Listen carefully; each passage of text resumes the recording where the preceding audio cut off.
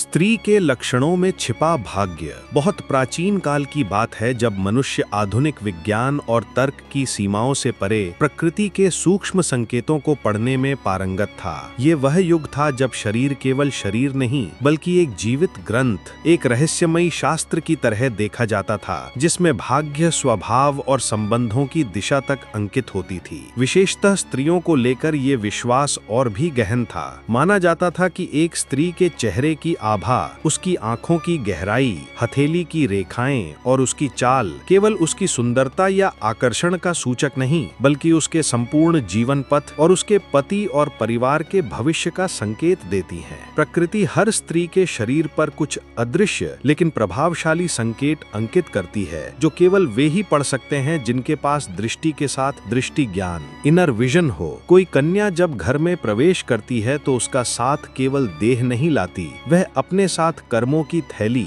भाग्य का लेखा और वंश की दिशा लेकर आती है। इसलिए हमारे पूर्वजों ने स्त्री के लक्षणों का गूढ़ अध्ययन किया, न केवल उसकी बाह्य रूप रेखा के लिए बल्कि ये समझने के लिए कि वह किस प्रकार की शक्ति है, पालन करने वाली या विध्वंस करने वाली, सौभाग्य लाने वाली या पतन का कारण। ये कथा उसी रहस्यमयी परंपरा की एक खिड़की है जहाँ एक स्त्री के शरीर के चिन्हों में उसकी आत्मा की ध्वनि, उसके भविष्य की परछाई और उसके प्रेम की प्रकृति छिपी होती है। कुल वृद्धि और सौभाग्यवती कन्या प्रकृति की वरदान स्वरूप। ऐसी कन्या जिसे जन्म से ही घुंघराले केशों का वरदान मिला हो, उसके सिर पर जैसे मंद मंद लहराती हवा में नृत्य करते हुए काले बादल विराजमान हों, वह कन्या साधारण नहीं होती। उसके केशों की ये वक्रता जीवन में आने वाली रचनात्मकता और प्रजनन क्षमता का संकेत देती है। ये दर्शाता है कि वह न केवल स्वयं में ऊर्जा का स्रोत है बल्कि वंश को आगे बढ़ाने वाली, कुल की रक्षा और विस्तार करने वाली स्त्री है। जब किसी कन्या का मुखमंडल गोल होता है, जैसे पूर्णिमा की रात चांद आसमान में बिना किसी रेखा के चमकता है, तो वह उसकी मधुरता, संतुलन और शांतिपूर्ण स्वभाव का संकेत माना जाता है। ऐसे चेहरे वाली स्त्रियां अपने आसपास का वातावरण भी शीतल और मंगलमय बना देती हैं। और जब उस कन्या की नाभि दक्षिणावर्त अर्थात घड़ी की दिशा में घूमने वाली हो तो ये उस स्त्री की दैविक संरचना का प्रमाण होता है। तंत्र शास्त्र में माना गया है कि दक्षिणावर्त नाभि वाली स्त्री में सृजन शक्ति विशेष रूप से प्रबल होती है और उसका जीवन संतान, सौभाग्य और समृद्धि से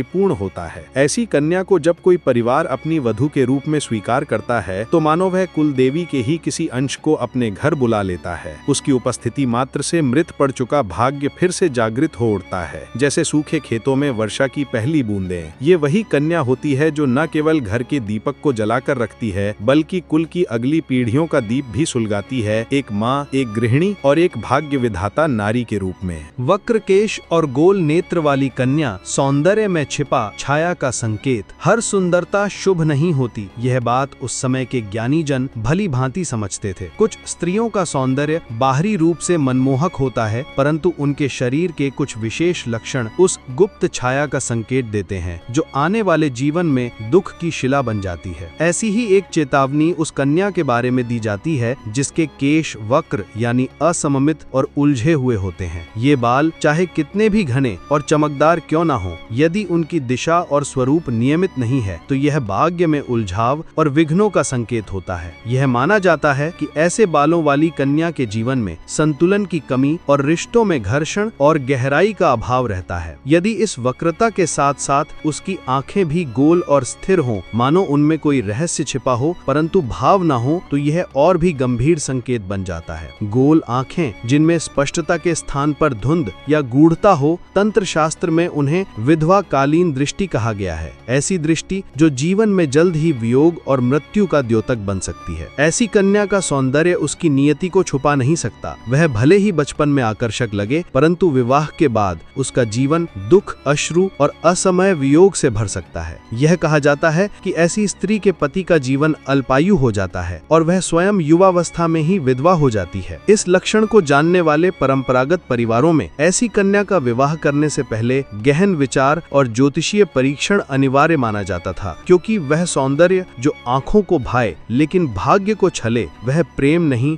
मोह की माया होती है। पूर्ण चंद्र सा मुख, बाल सूर्य सी कांति, दीर्घ आयु सुख की प्रतीक कन्या। कुछ चेहरे होते हैं जो पहली दृष्टि में ही ऐसा शांति का कंपन पैदा करते हैं जैसे किसी हिमालयी सरोवर के शांत जल में चंद्रमा की प्रतीक्षाया। ऐसा ही चेहरा होता है उस कन्या का जिसका मुखमंडल पूर्ण चंद्र की भांति गोल, उज्जवल और स्निग्ध हो। उस चेहरे में कोई तेज नहीं, परंतु ऐसा मौन प्रकाश होता है जो देखते ही मन में विश्वास और आत्मीयता भर देता है। उसके चेहरे पर फैली होती है एक बाल सूर्य सदृश लालिमा, न तेज न तीव्र, बल्कि कोमल और सौम्य, जैसे सुबह के पहले पहर की धूप किसी नवजात पुष्प को छू रही हो। यह लालिमा उसके भीतर की जीवनी शक्ति, उत्साह और प्राकृतिक ऊर्जाओं का संकेत मानी जाती है। यह बताती है कि उसका जीवन लंबा, सुखद और पुष्ट होगा और उसका साथ घर के लिए मंगलकारी सिद्ध होगा। जब वह कन्या बोलती नहीं, केवल देखती है, तो उसकी बड़ी, शांत और गहरी आंखें बिना शब्दों के ही सारा संदेश कह जाती हैं। इन नेत्रों में कोई छल नहीं, कोई छिपाव नहीं, बल्कि ऐसी विस्तृत दृष्टि जो अपने प्रियजनों को समझने और संभालने की क्षमता रखती है। ऐसी आंखें तंत्र परंपरा में दीर्घ सौभाग्य और ग्रह कल्याण की सूचक मानी जाती हैं, और उसके ओष्ठ यानी होंठ वे बिंब फल की भांति लाल, कोमल और घुले हुए मधुर रस से परिपूर्ण लगते हैं। उन्हें देखकर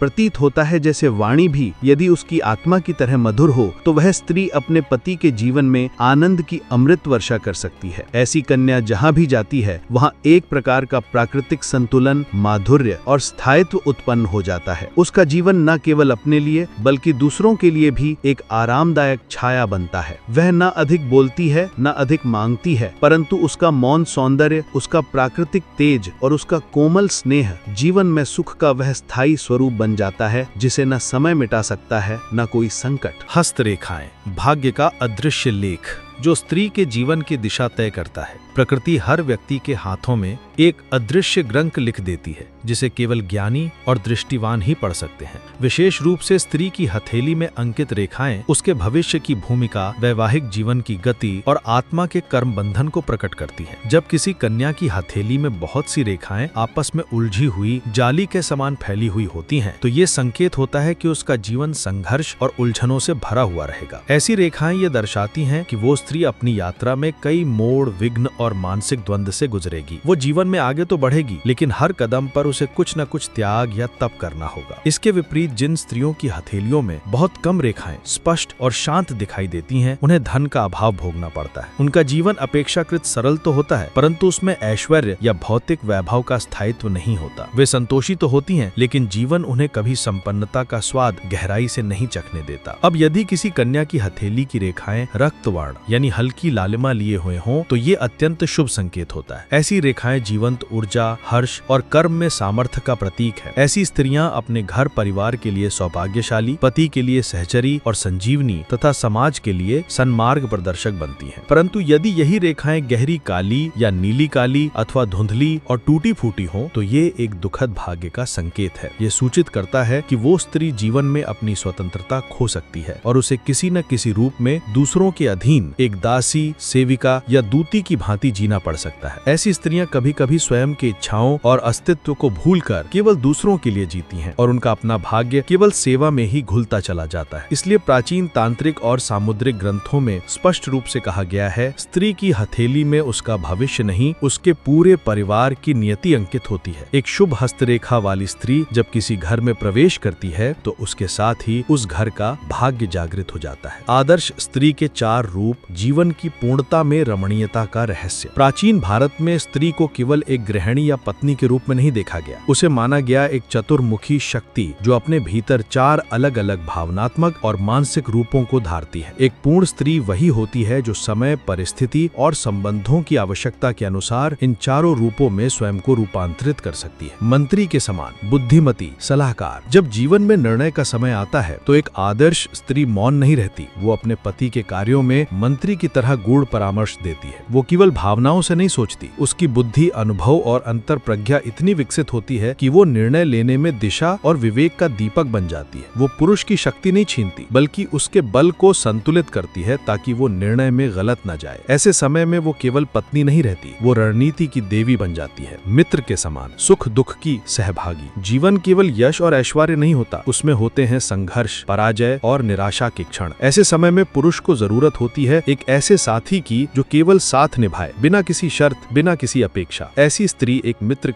बनकर उभरती है। वो बिना कहे दर्द समझती है, बिना बोले साथ देती है। वो हंसती है जब उसका प्रिय हंसे और चुपचाप उसका हाथ पकड़ती है जब वो टूटने लगे। ऐसे संबंध में कोई वासना नहीं, कोई दंभ नहीं, केवल स्नेह की निशब्द डोरी, माँ के समान, ममत्व की प्रतिमा। जब प्रेम की भाषा मौन हो जाती है और जीवन की गति थमने लगती है, तब स्त्री का तीसरा रूप जागता है। वो बन जाती है माँ की छाया। अपने पति के लिए भी वो उसे केवल प्रेम नहीं देती, संरक्षण, पोषण और क्षमा भी देती है। जैसे माँ अपने शिशु की हर भूल को क्षमा कर देती है, वैसे ही वो पुरुष की थकान, क्रोध और असफलता को अपने ममत्व में समेट लेती है। ये वो क्षण होता है जब पुरुष अपने सारे संघर्ष भूलकर उस स्त्री के आंचल में शांति और पुनर्जन्म पाता है। और अंततः जब रात के सन्नाटे में संसार मौन हो जाता है, तब स्त्री अपने चतुर्थ और सबसे रहस्यमय रूप में प्रकट होती है। वो बनती है एक संपूर्ण रमणी जो अपने शरीर, मन और आत्मा के माध्यम से अपने पति को केवल सुख ही नहीं बल्कि एक दिव्य एकात्मता का अनुभव कराती है। ये कामना नहीं होती, ये एक तांत्रिक यज्ञ की तरह होता है जिसमें दो आत्माएं देह के माध्यम से परम सत्ता से जुड़ती हैं। यहाँ वो स्त्री कोई सामान्य पात्र नहीं, वो बन जाती है कामदेव की लीला, रति की ऊर्जा और शक्ति की अग्नि। इस क्षण वो वेश्या नहीं होती, वो बनती है योगिनी जो अपने प्रेमी को मोक्ष का अनुभव भी दे सकती है। इन चार रूपों का संतुलन ही स्त्री की पूर्णता है। जो स्त्री बुद्धि में मंत्री हो, व्यवहार में सखा हो,